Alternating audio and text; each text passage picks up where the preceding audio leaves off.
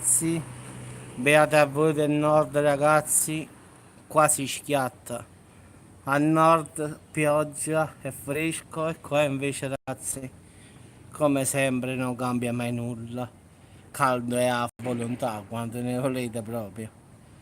Quindi in molti commenti leggo che loro stanno bene, quindi beate voi ragazzi. Ma qua si muore proprio.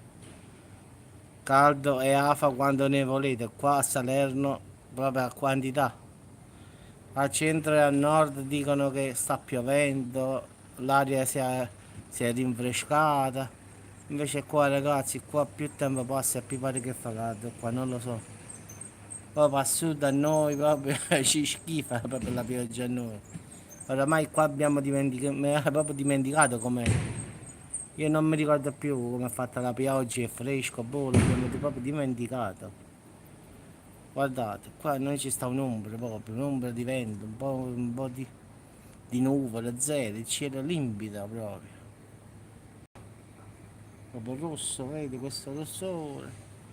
E domani ha detto 2 gradi in più ancora. Voglio vedere dove vuole arrivare, la verità proprio ragazzi, non lo so. Il cellulare mi dice 2 gradi in più. Boh, ogni giorno questo mi dice 2 gradi in più. Fra poco secondo me non me lo segna più, sono convinto. Oramai a botte di dire 2 gradi in più, questo non me lo segnerà più, sono convintissimo. Guardate qua, non ci sta proprio un'anima ragazzi.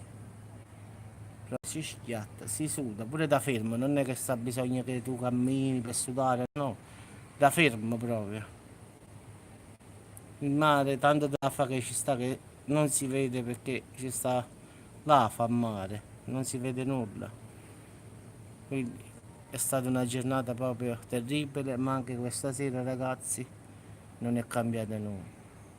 Ragazzi vi lascio, beate a voi che state a fresco, mo qua attualmente ragazzi si suda. A nord fresco, bello, pioggia, beate voi ragazzi. Quindi un saluto e fatemi una dormita pure a posto mio perché qua non si riesce a dormire. A me buona serata e a voi buona serata.